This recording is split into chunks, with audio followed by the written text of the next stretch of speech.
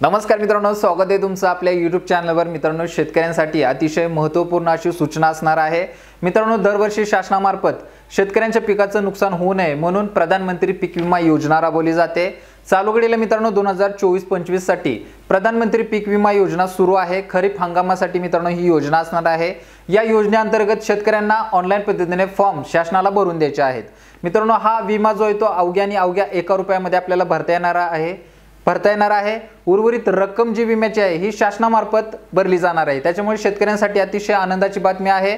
अवघ्या 1 रुपयामध्ये आपला पिकाचा विमा उतरवला जात आहे। त्याच्यामुळे आपल्याला हा विमा जो आहे तो चालू घडीला उतरून घ्यायचा आहे, जेणेकरून भविष्यात जर अतिवृष्टीमुळे किंवा पाऊस न पडल्यामुळे जर पिकाचं नुकसान झालं तर शासनामार्फत या पिकाची नुकसानची भरपाई आपल्याला दिली जाईल। ही भरपाई मित्रांनो आपल्याला अनुदानित स्वरूपात शासनाकडून डीबीटी मार्फत बँक खात्यामध्ये ट्रान्सफर केली जाते।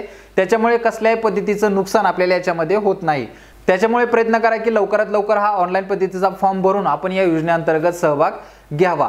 त्याच्यानंतर मित्रांनो, या योजनेसाठी लागणारी जी कागदपत्रे असणार आहेत याबद्दलची सविस्तर डिटेल तुम्हाला या ठिकाणी आता मी सांगणार आहे। अवघे 3 डॉक्युमेंट मित्रांनो अतिशय महत्त्वाचे असणार आहेत, ज्या अंतर्गत आपण हे 3 डॉक्युमेंट जमा करून या योजनेअंतर्गत सहभाग घेणार आहोत। मित्रांनो, हा ऑनलाईन पद्धतीने फॉर्म भरण्याची प्रोसेस आपल्या जवळच्या सेतू सेंटरवरती जाऊन करू शकता। त्या ठिकाणी आपण 1 रुपया देऊन आपला पीक विमा जो आहे तो उतरवू शकणार आहात। त्याच्यामध्ये मित्रांनो जे पिकं असतील म्हणजेच आपल्याला सातारा जिल्हा जर पाहिला याच्यामध्ये बाजरी आणि कांद्याचा उल्लेख आहे। या भागातील शेतकरी बाजरी आणि कांद्यासाठी पीक विमा उतरू शकतात। असेच इतर भागातील जे शेतकरी असतील त्यांच्या सुद्धा जिल्ह्यांमध्ये वेगवेगळे पिके जे असतील त्यानुसार तुम्हाला हा पीक विमा उतरावा लागणार आहे। तर मित्रांनो, या पीक विम्यासाठी लागणारी जी कागदपत्रे असतील त्याची माहिती तुम्हाला या ठिकाणी मी सांगतो।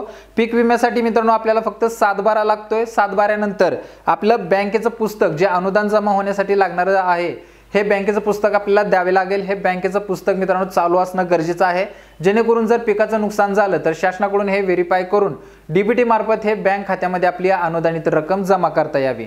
आणि त्याच्यानंतर मित्रांनो सगळ्यात महत्त्वाचा मुद्दा, तिसरी डॉक्युमेंट जे असेल ते म्हणजे मित्रांनो हा पीक पेरा आपल्याला स्कॅन करून अपलोड करावा लागणार आहे। अतिशय महत्त्वाचा आहे।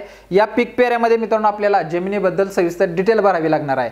याच्यामध्ये मित्रांनो आपल्या स्वतःचं नाव येईल, गाव येईल, त्याच्यानंतर आपला तालुका, जिल्हा, आपलं क्षेत्र जे आहे ते संपूर्ण क्षेत्र या ठिकाणी येणार आहे। गट नंबर असेल, खाते नंबर असेल, संपूर्ण डिटेल या पीक पेऱ्यामध्ये भरायचे आहे। त्याचबरोबर आपल्याला क्षेत्र जर 1 एकर असेल त्याच्यामध्ये अर्धा एकर आपण जर बाजरी केली असेल तर फक्त अर्धा एकराचा उल्लेख या पीक पेऱ्यामध्ये करावा लागणार आहे। त्या संबंधीची सविस्तर डिटेल तुम्हाला याच्यामध्ये वाचल्यावर समजेल। त्या पद्धतीने हा पीक पेरा भरून द्या आणि त्याच्यानंतर सर्वात शेवटी आपला मोबाईल नंबर टाकून आपली स्वाक्षरी म्हणजे आपली सही जी आहे ती करायची आहे। तर या पद्धतीने संपूर्ण पीक पेरा भरून हा आपल्याला ऑनलाईन पद्धतीने फॉर्म भरताना अपलोड करायचा आहे। तर मित्रांनो, ऑनलाईन पद्धतीने फॉर्म भरण्यासाठी फक्त 3 डॉक्युमेंट महत्त्वाचे आहेत। बँकेचं पुस्तक, आपला 7/12 आणि हा पीक पेरा, अशी 3 डॉक्युमेंट आपली चालू घडीची फॉर्म भरताना अपलोड करायचे आहेत। आणि अपलोड केल्यानंतर आपण या पीक पेऱ्यामध्ये सहभाग घेऊ शकणार आहे। तर मित्रांनो, ही चालू घडीला अतिशय महत्त्वाची अपडेट आहे। 15 जुलैच्या आतमध्ये आपल्याला हे पीक पेरे जे आहे ते भरून घ्यायचे आहेत। 15 जुलैनंतर याची तारीख संपून जाईल। त्याच्यानंतर तुम्हाला या योजनेअंतर्गत सहभाग घेता येणार नाही। त्याच्यामुळे लवकरात लवकर आपल्या जवळच्या कोणत्याही सेतू सेंटरवरती जाऊन ऑनलाईन पद्धतीने आपला हा पीक विमा जो आहे तो उतरवायचा आहे आणि या योजनेअंतर्गत सहभाग घ्यायचा आहे। तर मित्रांनो, चालू घडीला अतिशय महत्त्वाची अपडेट होती, तुमच्यापर्यंत पोहोचवणं गरजेचं होतं। अशाच नवनवीन अपडेटसाठी सगळ्यात महत्त्वाचं आपल्या चॅनलला सबस्क्राईब करून ठेवा। भेटू पुढच्या व्हिडिओमध्ये नवीन अपडेटसह, नवीन माहितीसह। तोपर्यंत धन्यवाद।